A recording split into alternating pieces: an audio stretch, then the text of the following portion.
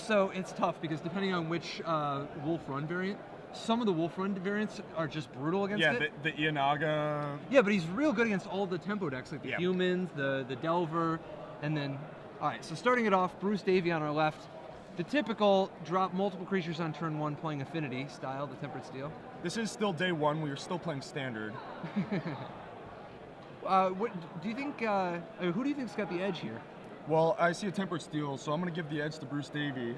Wow, this is a brutal start. On turn 2, already hitting for 6. That is an awesome start. That is exactly what the Tempered Steel deck wants to do. Owen has 3 Ratchet Bombs. So, yeah, and we see one of them here. Yep, gets rid of the Mox and the Memnite. He's still under a huge amount of pressure, though, because the Vault Scourge being immune to both Go for the Throat and Doomblade. Yep. It's pretty good. There's still a Tribute to Hunger and... Lilianas. Yeah, a couple Lilianas. But he's under significant pressure. Yeah, especially since we're seeing it, the beats continue. Yeah, Owen definitely on the back foot, but... What do you think about the style of blue-black with no 6s? I like it a lot Titans, better. No Sphinx? I like it a lot better. I think the 6s are kind of training wheels. You know, I don't think you need them to win. I think that they're more like I have an advantage and I want to press it rather than I want to extend my advantage. And it can put you in some awkward spots where like you get really clunky hands or end up having to tap out on a key turn and losing because of it. Yeah, it does seem like the 6s are all fantastic, but everybody knows how good they are. Exactly. So everybody in the format's prepared for a bunch of 6s. Yeah, and there's a lot of mana leaks in this format. A lot of mana leaks. Yeah, I think something like 70-something% of day 2 in at the Grand Prix was playing mana leak. I would not doubt it, and that is a field that you would not want to play a bunch of 6-drops in. So Liliana takes out the Glint Hawk. Still no answer for that Volt Scourge, and Owen's already on a 2-turn clock. Now, he's going to kill Liliana here, right? Like he doesn't. You go to the Dome. You think so? Yeah. Now you have 2 lethal creatures. Especially if he has Origin Spellbomb to play around Black Sun Zenith. Oh wow, he has a Glinthawk idol. Yeah, that's it. I didn't even see that off camera. Yeah, neither did I. That is a hell of a draw. Yeah, real quick. Multiple creatures on turn 1. On the play. Turn 2 on the play. That's tough to beat. Owen's just probably thinking to himself, yeah! Yeah, realistic! So what does Owen have? That reminds me of the you saw that picture of his feature match from Pro Tour Berlin where he played Rashad Miller. I don't know. Oh my god. This picture, he gets a feature match. Pro Tour Berlin, extended. Yep. Owen's playing Fairies, Rashad Miller's playing All in Red, and just plays a turn 1 Deuce of Calamity both games. And the coverage picture is Owen with the most disgusted look on his face, just shrugging, and then Rashad, and then the picture of Rashad is him leaning back in his chair laughing, and there's a judge behind him with his arms folded laughing too, just laughing at Owen. It's awesome. I immediately posted it to Facebook when we were talking about it. That's how I think Owen feels right now. So sideboard. Yeah, what's Owen got coming in? He has not a lot. You got like Bloodline Keeper here, right? Yeah, Bloodline Keeper's good. Virulent Wound, Curse, is playable. Black Sun Zenith. Yeah, so probably a Curse, a Black Sun Zenith, a Virulent Wound, and a couple Bloodline Keepers. I think Batterskull comes in as well. And then what does he have going on? Definitely all the Dissipates. Probably some Dissipates and Mana Leaks, right? Yeah, maybe Karn, because you get Batterskull instead. Yeah. Karn. I think that the Mana Leaks are still good on the play. Okay. But you'd want all 4, or you don't think like? Maybe. What I saw him do against Red was he boarded out the Karn and the Blue Sun Zenith. And surely some Dissipates, right? Or maybe Dissipates. And against Red, he might have kept the Dissipate just to hit the Phoenix. Yeah, I feel like he boarded it out something else that cost a lot. And then like Curse? Yeah, Curse. Against Red? And then boarded in and boarded out a land. Yeah, in this matchup. Yeah, it seems like in this matchup you could probably cut one of the lands that don't do anything in this matchup anyway. Yeah. Like, meanwhile, Bruce has. He certainly wants the Geist of Saint Draft, right? Yep, the Geist, maybe the Relic Warder for Ratchet Bomb. Is Nile Spellbound worth it? Like, it's tough, right? Like, it doesn't do a ton, but if you don't bring it in this matchup, what matchup do you bring it in?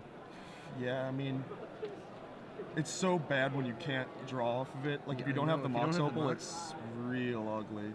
Yeah. Choking What does Choking Fumes do? Dude, it puts a -1/-1 counter And then on you each proliferate? attacking creature. Wait, No, how much does it cost? 2 and a white. Oh, the white one. Yeah. With the name, I just assumed it was a black card. Like, trying to figure it out. Oh wait, no, Choking Fumes. Maybe no, I'm thinking of the wrong card. I think I might be thinking. All right, we No, got. it is Choking. You know, it has to be this one. It's that one. It's Choking Fumes. All right, I believe you. Marrow Shard seems like a better Choking Fumes. Yeah, I think so. But all right, we Maybe if they have like an Honor of the Pure, you can at least counter their Honor of the Pure, you know, with Choking Fumes. Whereas Marrow That's Shards true. just does nothing. Right. So what does Bruce want to take out? I mean, he's probably just dispatches, right? Yeah, dispatches obviously just have no targets.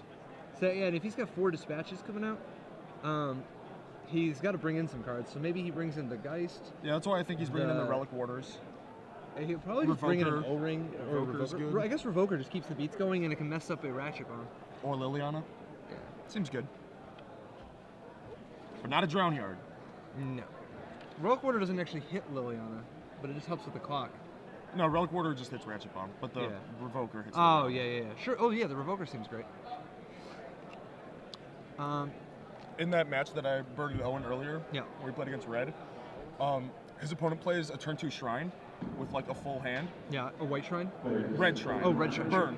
Like, Burn deck plays a Red Shrine, and Owen doesn't have a Ratchet Bomb, and he's got a Karn.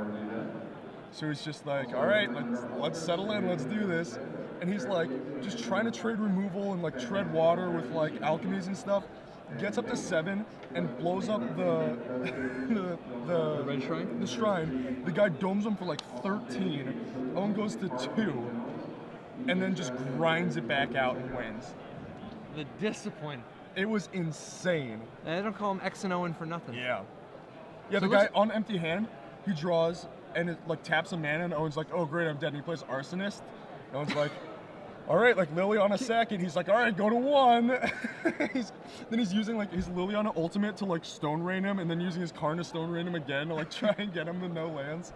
Before he gets burnt out? Yeah, it was That's- awesome. So it looks like Bruce Davey has gone to 6. Uh-oh. No, it looks like he's now going to 5. Tempered Steel, when you go to 6, it feels like you're going to 5. When Yeah. you're going to 5, it feels like you're going to 3. Yes. Yeah, some decks like the Delver deck mulligans very well. Sometimes Yeah. you go to 6 and feels like you went to 8. Yeah, yeah. Delver of Secrets has that effect. Yeah. But Temper Steel does not mulligan well. The only cards that really has to pull it out of a mulligan are the Blade Splicers in this version, which are pretty interesting. Origin Spellbomb, I guess, and the Temper Steel itself. Mostly, yeah, mostly you just try to go guy, Tempered Steel. Yeah. And that's, you know.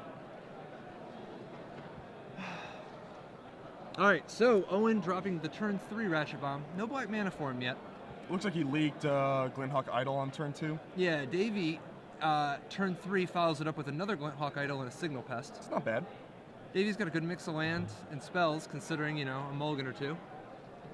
Owen, finally with black mana, comes into play tapped.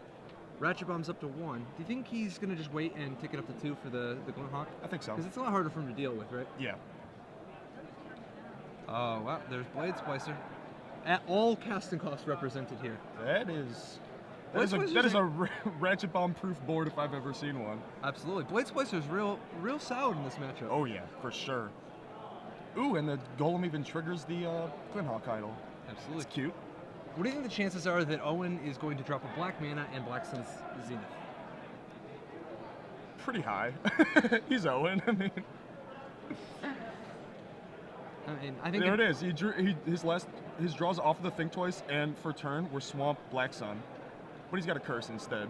Oh yeah, sure. Just to get a little extra value. You Yeah. know, slow it down, make Davey commit more to the board, so Yep. the Black Sun Zenith is just that much more devastating. And this looks squarely in Owen's favor. He's got a Think Twice in his yard, 3 cards in hand, one of which I think is a Now, is he Black just- Sun Zenith. He's probably going to hold the Ratchet Bomb, right? Like at this point, he just wants to Yeah. stop Tempered Steel. So if he just waits and powers it up to 3, Yep. that's his insurance against the only thing Bruce can do that matters. Plus, Bruce might O-ring the curse. There's a Blade Splicer that just makes a 2/2. And triggers the Glinthawk. Yep. A little extra val. How much stock mana was that play worth? Not a lot in this position, right? Yeah, I don't think it's gonna be enough to pull him out. Dude, how good is Curse of Death's Hold in this point? It's kind of surprising. pretty awesome. They're playing 2 main deck. Like that's Yeah, absolutely. that's Some a of them were testament to playing its 3. power. Yeah. So Owen actually decides to take out the Glint Hawk idol. I guess he's just protecting his life total. He's facing down 2 golems here. I wonder what's Well, in like this- Bruce didn't have enough mana to play a Temper Steel that turn, and surely once Owen untaps, then he's gonna feel more comfortable. Like he probably has counter magic or something to protect him from a Tempered Steel. And there's the O-Ring. Oblivion Ring. Man, huh? If only you had a Ratchet Bomb. But Snapcaster on the leak. There it is. There is a bit of a reprieve. And that Snapcaster is going to be real key to block here, right? Because it could actually trade with one of the golems that did Yep. not currently have first strike. Davey putting up a real impressive game for a mulligan or a double mulligan or whatever. And it was. Owen's draw's been impressive, but here comes Lily. I think this is going to put it away. Yeah. I mean, Inkmoth Nexus doesn't even kill Liliana in this That's a position Ghost with the Quarter, I curse. think, too. No, Or is it a Nexus? It's a Drown Yard. Owen's got a Drown Yard on his side. But it doesn't matter. He's got Curse. So the There's Nexus is held another. off. There's another Gray Ogre. Yep. Pearled Unicorn to the rescue. And Alchemy. He's got a Think Twice in the yard. Yep, it's good. I mean, this is the game state that Blue Black Control wants to get to. It's like their ideal convergence point in every game, no matter how it starts. Like the game could be, you could be under a lot of pressure, or you could be playing draw go. It doesn't matter. All that matters is that you come and you reach this convergence point around turn 5, 6, 7, where the game state looks similar, where your opponent doesn't have that much, and your card advantage engines are just starting to grind, starting to churn, and it buries you fast, man. It buries you really fast. Yeah, like he doesn't need a Grave Titan in this position. Yeah, exactly. Like, yes, if he had a Grave Titan in play, he would win immediately. But he's in pretty good shape. Yeah. Like, just hang out. Yep. Why risk having that Grave Titan be in your hand when you need control cards or card advantage Now cards? keep in mind, I like Grave Titan. I play Grave Titan in Grixis if there was a tournament tomorrow, but